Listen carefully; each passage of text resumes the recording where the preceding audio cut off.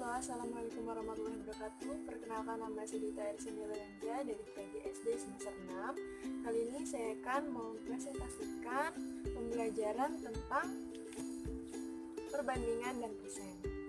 Lanjut saja ya. Persen itu memiliki arti per 100 ya. Ingat-ingat, persen itu memiliki arti per 100, yang mana merupakan sebuah angka yang menyatakan pecahan per 100. Nah, jadi kalau persen itu dia merupakan angka yang pecahannya 100. Persentase dilambangkan dengan lambang seperti ini. Nah, apa ya kira-kira rumus dari persentase? Rumus dari persentase yaitu bagian atau seluruh dikali 100. Langsung saja kita masuk ke contoh yang sederhana. Nah, di sini ada contoh 80%. 80% dari 200 adalah, langsung saja, karena 80% itu dibuat pecahan menjadi 80 per 100, maka 80 per 100 dikali 200 yaitu mendapatkan hasil 160. Dari mana? Kita hitung pertama 80 per 100-nya dari dahulu. Setelah kita menemukan hasil dari 80 per 100, lalu kita kalikan dengan 200. Ditemukanlah hasil 160. Lanjut. Selanjutnya adalah mengubah persen ke dalam bentuk pecahan dan desimal. Di sini saya akan menjelaskan satu-satu dulu ya. Nah, langkah-langkah mengubah persen ke bentuk pecahan biasa. Langkah-langkahnya yang pertama itu ubahlah ke bentuk per 100. Kalau dia bentuknya persen, kita akan mengubah ke pecahan biasa. Berarti kita akan ubah menjadi pecahan per 100, ya, pecahan biasa. Lalu yang kedua, sederhanakanlah dengan membagi pembilang dan penyebut dengan angka yang sama. Jika kita menyederhanakan sebuah pecahan, angka yang kita bagi dengan penyebut dan pembilang harus sama ya. Nah, kita ambil contoh, di sini ada persen dari 75%. Kita ubah menjadi ke bentuk pecahan biasa.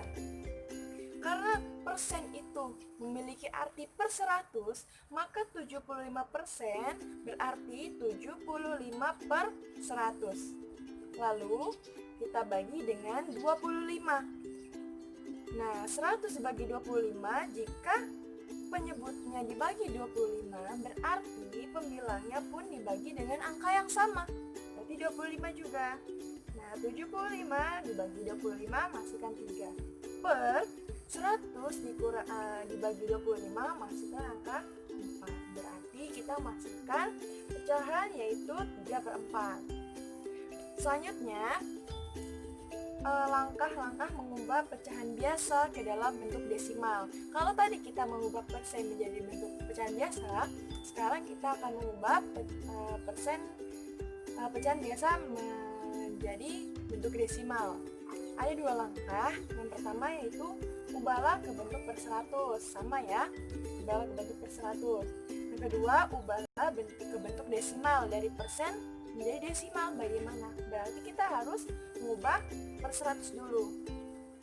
Contohnya 75%, seperti tadi ya, 75% berarti memiliki arti 75 per 100. Bagaimana bisa menjadi desimal? Langsung saja kita bagi 75 dibagi 100, berarti 0,75. Selanjutnya di sini ada mengubah desimal ke dalam bentuk persen. Ada 4 langkah. Yang pertama, ubahlah ke bentuk pecahan biasa. Karena kita akan mengubah menjadi bentuk dari desimal menjadi bentuk persen, berarti kita harus mengubahnya ke dalam bentuk pecahan biasa dulu. Kedua, agar menjadi persen, ubahlah penyebut menjadi per 100 dengan cara mengalihkan penyebut dengan angka tertentu. Nah, ketiga, kalikan juga pembilang dengan angka yang sama, sehingga kita akan menghasilkan angka per 100 atau persen. Langsung saja kita masuk ke contoh soal. Di sini ada contoh. Ubahlah 0,2 ke dalam bentuk persen. Pertama, kita akan mengubahnya ke dalam bentuk pecahan biasa. 0,2 ketika diubah menjadi bentuk pecahan biasa yaitu 2 per 10. Ya, karena ada satu angka di belakang koma, berarti dia 10/10. Dikali berapa supaya penyebutnya menghasilkan angka 100? Di sini aku pilih angka 10 karena 10 dikali 10 hasilnya 100.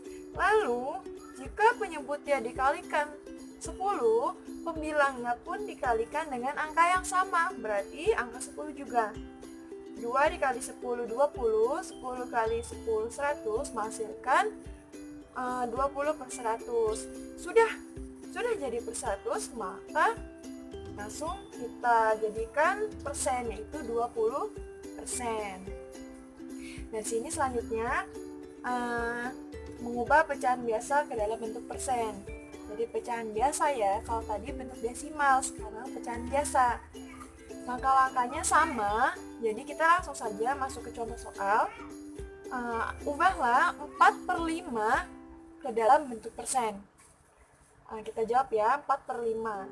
4/5 dikali berapa penyebutnya supaya menghasilkan 100? Di sini aku pilih 20, karena 5 dikali 20 sama dengan 100. Ya, ketika penyebutnya dikalikan angka 20, maka pembilangnya pun dikalikan dengan angka yang sama, yaitu 20. 4 dikali 20 hasilnya 80, 5 dikali 20 hasilnya 100, maka ketemulah 80/100. Ingat ya, persen itu per 100. Kalau penyebutnya sudah 100, berarti dia bisa langsung diganti atau diubah menjadi bentuk persen. Langsung saja, 80%. Selanjutnya ya, perbandingan dan rasio.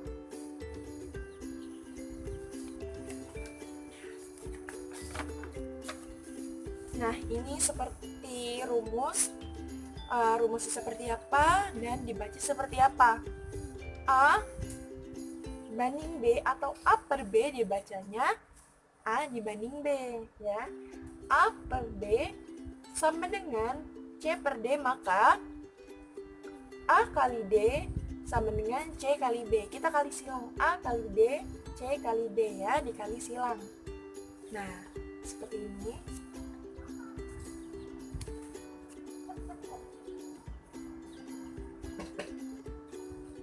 Langsung saja kita masuk ke contoh soal. Sini saya punya 2 contoh soal. Contoh soal 1 akan saya bacakan.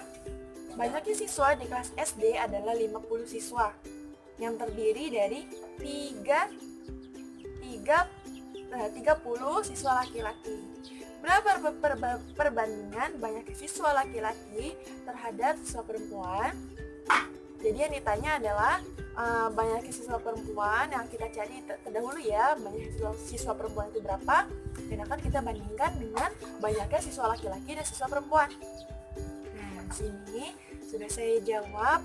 Yang diketahui di dalam kelas itu ada 50 siswa. 50 siswa, dan diketahui terdapat 30 siswa laki-laki. 30 siswa laki-laki. Maka berapa banyak siswa perempuan? Tinggal kita hitung saja. 50 dikurang 30 menghasilkan angka 20. Berarti 20 adalah jumlah siswa perempuan. Nah, perbandingannya berapa? Perbandingannya adalah 30 banding 20. Yaitu 3 banding 2. Langsung saja ke contoh soal 2. Saya bacakan ya.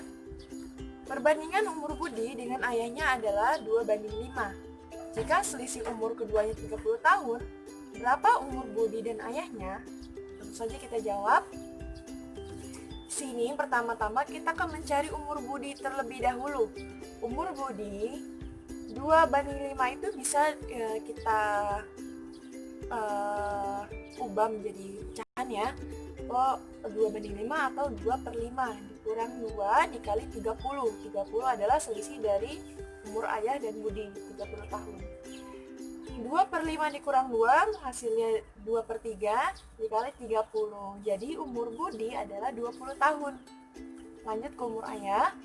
Umur ayah 5/5 dikurang 2 dikali 30.